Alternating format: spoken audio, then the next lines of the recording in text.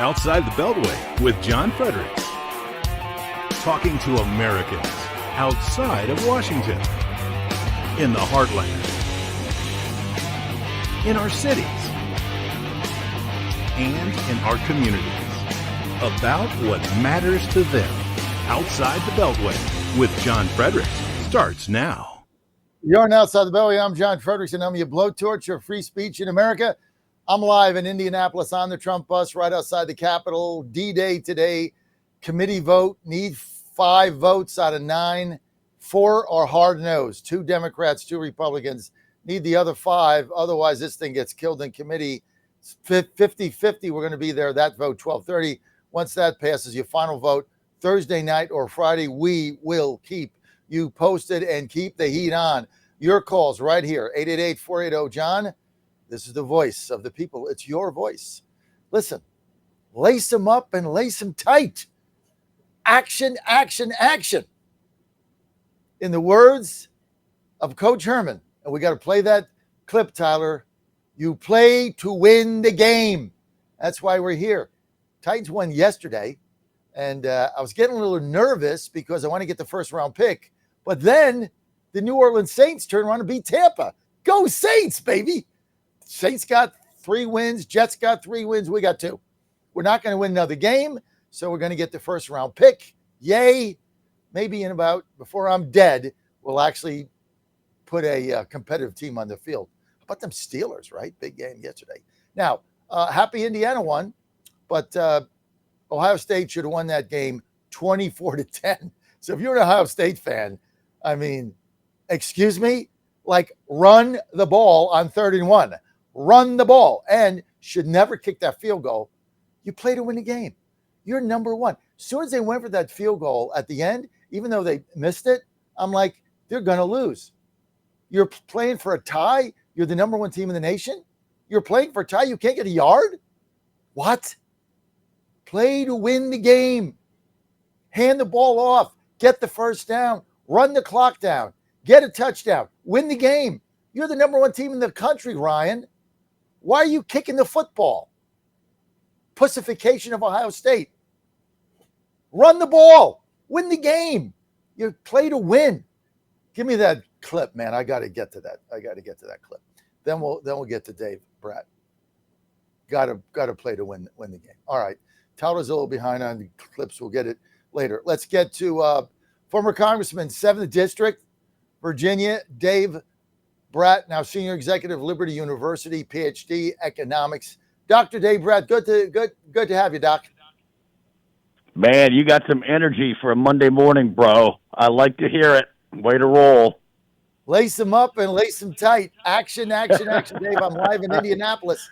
Let's go. So, good.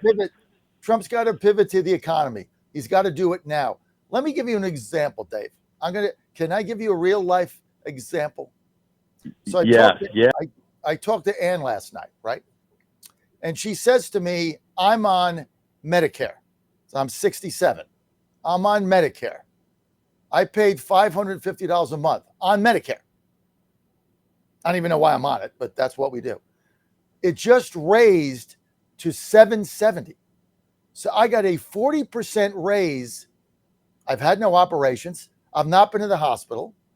I went to the doctor. I got 1 checkup, in 1 preventative medicine checkup in 2025. It goes up 40% starting in January. She just got the bill. We have a family of 3. I'm on Medicare. And between me and Joseph, who's 21, our entire healthcare bill is $2,200 a month. Who the hell can afford that, Dave? I mean, this is what this is a disaster. Yeah. I mean, that is, if you take taxes out, that's the first $30,000 you make is going to healthcare. I mean, who can afford that, Dave? Nobody. It's my dad was a medical doctor. He went to Minnesota, took us to Minnesota when I was in high school. That was lovely. And away from Michigan. And because he was going to run an HMO back when they were the hope that they were going to be able to somehow restrain medical costs. And they got sued left and right. And that the whole problem of healthcare, and the Republicans won't come face to face with it, is rationing of healthcare. And so you've got, I think it's somewhat stat like 80 or 90% of all healthcare costs, right, in the trillions, right? This is 20% of our economy. And so you've got healthcare costs in the trillions, and 80% of it goes to, 3 to 5% of the people with catastrophic stuff, and that's why you're paying a high bill. And so you say, my family can't afford it. The country certainly cannot afford it. The only people who can afford it are the Democrats, who just make stuff up, right? We'll just print money and go into debt and put the debt on the kids and pay for stuff so we can win the next election. And so that's the problem. It's very hard to compete with them. Back when I was in there in Congress, we ran for 7 years when we were in the wilderness. We're going to get rid of Obamacare, right? And everybody said, we're going to get prices. We're going to have competitive prices and competitive pharmaceutical and blah, blah, blah. We didn't do any of it, of course. And even the people who are saying that these days, I've got solutions. I got private, competitive free market solutions within a part of this thing. That's not a solution, because you have to come up with the main problem that 80% of the costs 80% of healthcare expenditures, spending on healthcare, go to only 5% of the people who are very sick and are going to die, right? And so as a Christian country, maybe you could tackle that question. When you're a half Christian, I don't know if you can tackle that question anymore, because people are scared to death of death. Right, and so that it all comes really kind of down to that. Now practically, right? We got an election coming up. Trump's got to do something. So yes, he better solve this immediate Medicare, Medicaid, Social Security, all these issues. Immediate health care cost rises to families. He better get on that. And then your friend and my friend, General Mike Flynn, has several reports coming out on things Trump can do for the American family, et cetera. And I've always been, every show I go on, I say, I want Trump to read John 1 out of the Bible. Just read it over. Don't explain anything to the press. Just come on and read it once in a while. Just go to the White House podium and the press corps and read John 1. In the beginning was the Word and all that, right? Just read John 1 or half of it. And that has multiple goals. Number one, it'll get Christianity back in the air, coming from Trump, the highest office in the land. Number two, it might encourage reading and literacy for the kids and the poor families who need help. Right? We're no longer a capitalist country. We've turned into a corporatist, socialist monster, and we got to get the kids energized again to be literate and to be entrepreneurs. And you cannot be an entrepreneur if you can't read and get excited about ideas and your potential in God's world, right? God's put you here for a reason. And so if Trump came on and did a few of those things like you're recommending on the healthcare side, and then some of the things Mike Flynn is suggesting about the family structure, and only Trump can do it. The Congress, you've seen, they're dead silent. They're mad at Mike Johnson right now because there's no legislation in the works even, right? I never finished the story.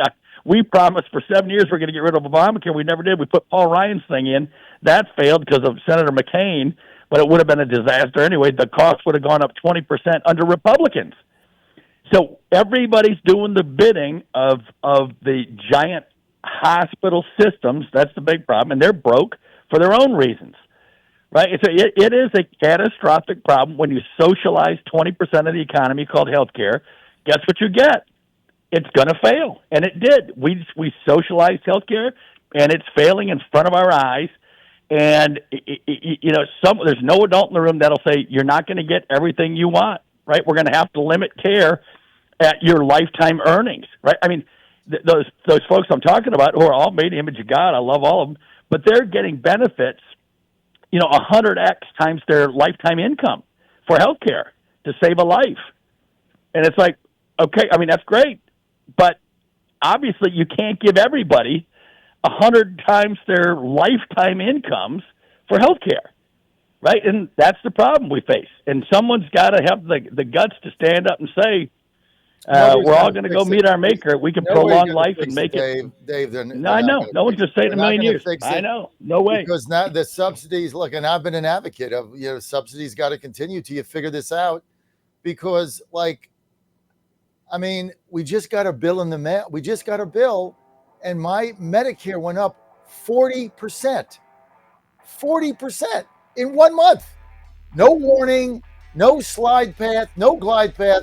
It's just went from 550 to 750, 770 in 1 month. No explanation. Just pay the bill or we drop you. Unbelievable, Dave. Dave, stay with us for another segment. We're going to have people want to talk Great. to you. We're going to take Dave's going to take the calls. 888-480-JOHN, 888-480-5646. Stay with us.